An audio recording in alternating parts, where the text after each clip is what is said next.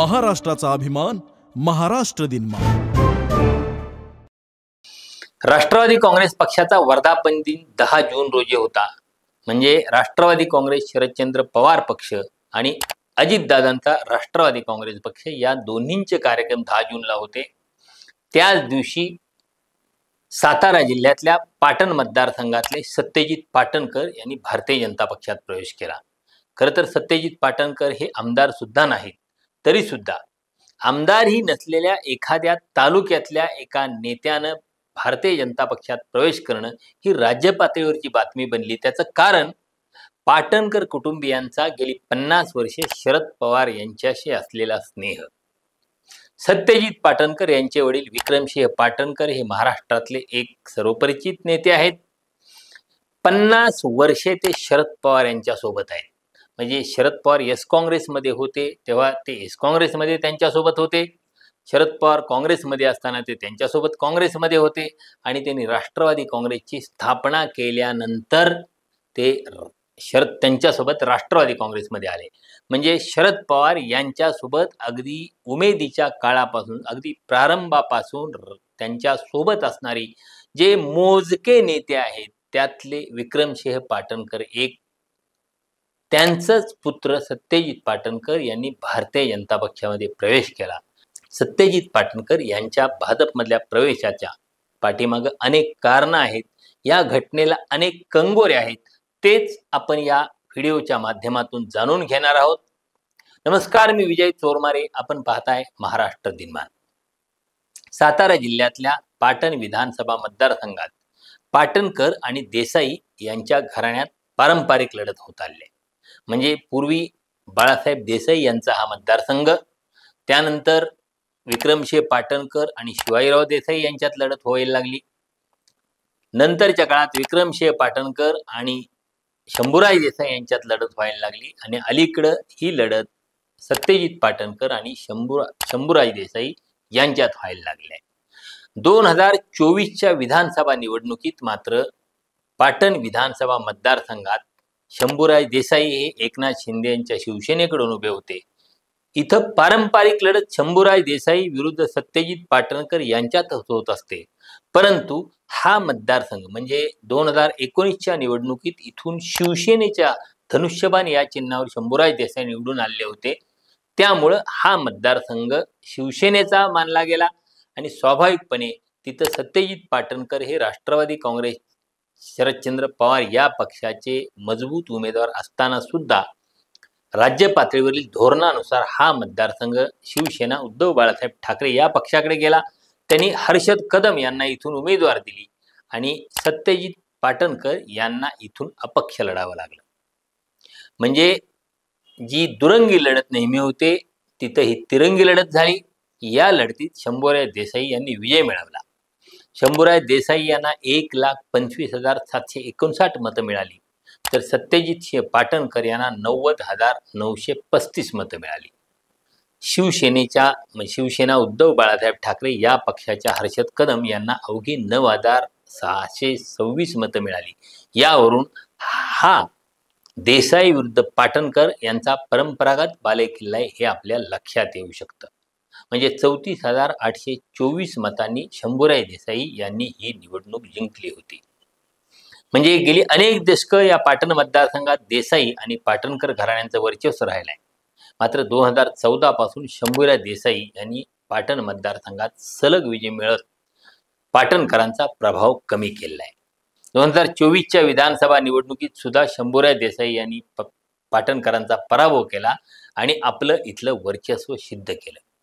म्हणजे पाटण विधानसभा मतदारसंघाची फेररचना झाल्यानंतर 2009च्या निवडणुकीत राष्ट्रवादी काँग्रेसचे विक्रमसिंह पाटणकर यांनी शंभूराज देसाई यांना पराभूत केलं होतं. त्यानंतर 2014ची निवडणूक आपल्याला आठवत असेल की सर्व पक्षांनी स्वतंत्रपणे लढवली होती. भारतीय जनता पक्ष, शिवसेना, काँग्रेस, राष्ट्रवादी या चारही पक्षांनी स्वतंत्रपणे निवडणूक लढवली होती आणि यावेळी स्वतंत्रपणे झालेल्या लढतीत शंभूराज देसाई यांनी विक्रमसिंह पाटणकर यांचा पराभव केला. 2019च्या निवडणुकीत विक्रमसिंह पाटणकर यांनी आपले पुत्र सत्यजित पाटणकर यांना मैदानात उतरवलं. पुन्हा शंभूराज देसाई यांनी सत्यजित पाटणकर यांचा पराभव केला. 2024 मध्ये पुन्हा सत्यजित पाटणकर यांचा पराभव झाला. शंभूराज देसाई यांनी सलग 3 विधानसभा निवडणुका जिंकून पाटण मतदारसंघातल्या विक्रमसिंह पाटणकर घराण्याच्या वर्चस्वाला हादरे दिले. आता आपल्या विरोधकाला म्हणजे सत्यजित पाटणकर यांना आपल्या मित्र पक्षानं म्हणजे भारतीय जनता पक्षानं प्रवेश दिल्यामुळं शंभूराज देसाई नाराज आहेत. स्वाभाविक आहे. ज्या उमेदवाराच्या विरोधात आपण सातत्यानं लढत आहोत, अनेक दशक लढाई चाललेली आहे, तोच आपला विरोधक जर आपल्याच आघाडीत येत असेल तर शंभूराज देसाई नाराज होणं स्वाभाविक आहे. शंभूराज देसाई यांचं म्हणणं ऐकलं तर त्यांच्या नाराजीची कल्पना येऊ शकते. शंभूराज देसाई यांनी असं म्हटलंय की आम्ही आमचं काम करत आहोत गेली काही वर्षे. गेल्या 2.5 वर्षात एकनाथ शिंदे मुख्यमंत्री असताना आणि आता देवेंद्र फडणवीस मुख्यमंत्री आहेत, या सगळ्या काळात आपण महायुती म्हणूनच सगळीकडे काम केलेलं आहे. मंत्री म्हणून ज्या ज्या जबाबदाऱ्या आपल्याकडे दिल्या त्या पूर्ण केल्या आहेत. महायुतीचा मंत्री म्हणून त्या जबाबदाऱ्या पूर्ण केलेल्या आहेत. आमच्या विधानसभा मतदारसंघातील राष्ट्रवादी काँग्रेस शरदचंद्र पवार पक्षाच्या नेत्यांचा भारतीय जनता पक्षात प्रवेश झालेला आहे, म्हणजे महायुतीत प्रवेश झालेला आहे. मी याच्याबाबत जे काय बोलायचं आहे ते देवेंद्र फडणवीस आणि एकनाथ शिंदे यांच्यासोबत बोलणार आहे. त्यांच्या भेटीची वेळ मी मागितलेली आहे. म्हणजे शंभूराज देसाई यांनी हे स्पष्ट केलंय की सत्यजित पाटणकर यांना भारतीय जनता पक्षात प्रवेश दिलाय, त्या संदर्भातली नाराजी आपण थेट देवेंद्र फडणवीस यांची भेट घेऊन त्यांच्या कानावर घालणार आहोत आणि अर्थात एकनाथ शिंदे यांच्याही कानावर घालणार आहोत. भारतीय जनता पक्ष आणि शिवसेना हे स्वतंत्र 2 पक्ष आहेत. त्यामुळं एकमेकांच्याकडचे नेते आपल्या पक्षात ओढत राहणं या प्रकारचं राजकारण होतच राहणार आहे. स्थानिक स्वराज्य संस्थांच्या निवडणुकीच्या पार्श्वभूमीवर तर स्थानिक पातळीवरचे छोटे मोठे नेते आपल्या पक्षात घेण्याची चढाओढ लागणारच आहे. त्यात पुन्हा 2029 साली भारतीय जनता पक्षाला स्वबळावर सत्ता आणायची आहे, म्हणजे स्वबळावर निवडणूक लढवायची आहे. हे सांगोवांगी नाही. पक्षाचे नेते आणि केंद्रीय गृहमंत्री अमित शहा यांनी तसं जाहीरपणे सांगितलंय. मग जर तसं असेल तर त्याची जुळवाजुळव त्यांना आतापासूनच करावी लागेल. त्याचाच भाग म्हणून सत्यजित पाटणकर यांना भारतीय जनता पक्षात प्रवेश दिला होता. सत्यजित पाटणकर यांनी राष्ट्रवादी काँग्रेसच्या वर्धापन दिना दिवशी शरद पवार यांना धक्का दिलाय. म्हणजे तशा बातम्या तरी आल्यात, म्हणजे पाटणकरांचा पवारांना धक्का वगैरे. त्यांनी अर्ध्या शतकाची वाटचाल म्हणजे शरद पवार यांच्यासोबत गेले अर्ध्या शतकापासून अधिक काळ पाटणकर आहेत. असं असताना ही अर्ध्या शतकाची साथ त्यांनी का सोडली असावी असाही प्रश्न त्या निमित्तानं उपस्थित होतोय. म्हणजे शरद पवार त्यांना विश्वास देण्यात कमी पडलेत की आणखी काय कारण? खरं तर शरद पवार यांच्या संमतीनंच पाटणकरांनी भारतीय जनता पक्षाचा हा मार्ग निवडल्याचं सांगितलं जातं.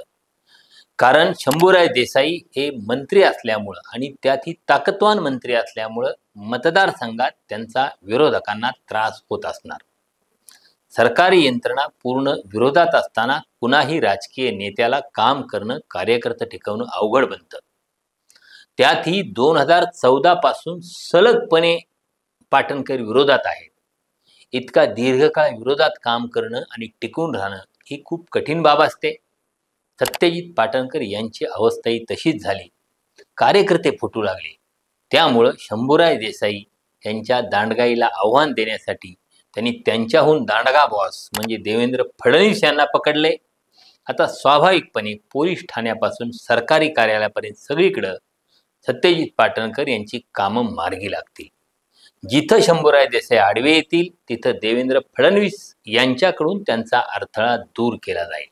आता महायुतीच्या एका म्यानात पाटणच्या या 2 तलवारी कशा राहतात आणि त्यांचा पुढचा संघर्ष कसा राहतो याकडं पाटण कराडचंच नव्हे तर संपूर्ण सातारा जिल्ह्याचं आणि पश्चिम महाराष्ट्राचंही लक्ष राहील. धन्यवाद.